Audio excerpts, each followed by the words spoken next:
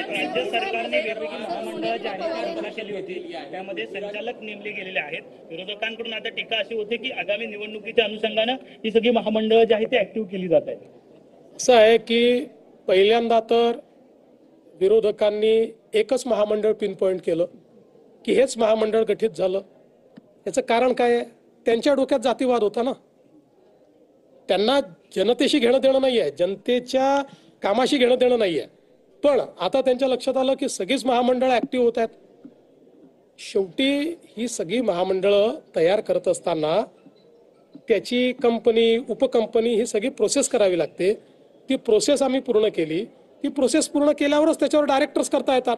त्यामुळे त्याच्यावर डायरेक्टर्स नेमले. आता यांच्या पोटात का दुखतंय?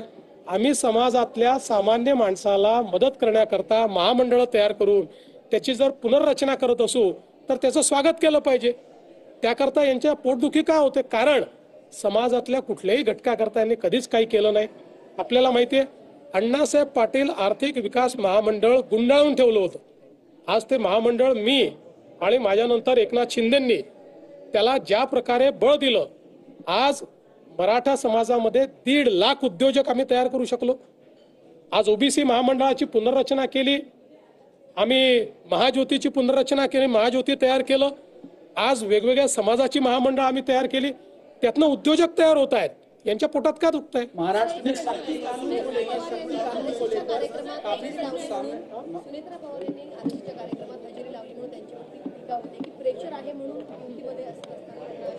मला असं वाटतं त्याचं उत्तर त्यांनीच दिलेलं आहे.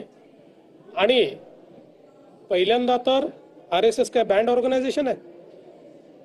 मी स्वतः राष्ट्रीय स्वयंसेवक संघाचा स्वयंसेवक आहे. मला अभिमान आहे स्वयंसेवक असण्याचा.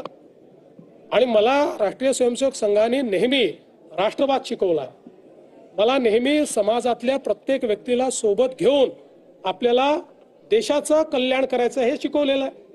त्यामुळे समजा कोणी राष्ट्रीय स्वयंसेवक संघाच्या एखाद्या कार्यक्रमात गेलं तर त्याच्याकरता एवढा आकांड तांडव करण्याची आवश्यकता काय आहे? महाराष्ट्र पृथ्वीराज चव्हाण यांच्याकडनं आरोप झालेले होते. त्या संदर्भात अतुल बाबा भोसले यांनी पत्रकार परिषद घेतलेली आहे. त्याच्याबद्दल नेमकी काय भूमिका असणार आहे? त्यांच्या घरातले काही लोकांचे अतुल बाबा भोसलेंनी या ठिकाणी जे सत्य समोर आणलेलं आहे त्यातनं खरे वोट चोर कोण आहेत हे आता स्पष्ट झालेलं आहे. आता वोट चोरीचा सगळा कॉन्ट्रॅक्ट राहुल गांधींनीच घेतलेला आहे आणि त्यांचेच लोक या ठिकाणी वोट चोरी करतायत हे लक्षात आलेलं आहे. आणि मला असं वाटतं की आता याचं उत्तर राहुल गांधींनी दिलं पाहिजे.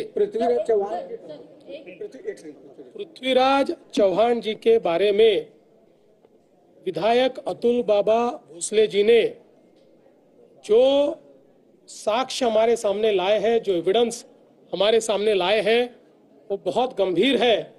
और इससे ये ध्यान में आता है कि वोट चोरी का ठेका तो राहुल गांधी ने ही लिया हुआ है. असली वोट चोर कौन है ये इसमें से बाहर आया है और अब इसका जवाब राहुल गांधी ने देना चाहिए.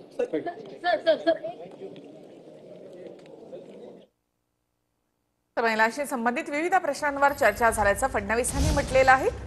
संघाच्या कार्यक्रमात कोणी गेलं तर आकांड तांडव करण्याची काय गरज आहे? खरे वोट चोर कोण हे स्पष्ट झालेलं आहे असंही फडणवीसांनी म्हटलेलं आहे. राहुल गांधींनी वोट चोरीचा ठेका घेतलाय असं फडणवीसांनी म्हटलं.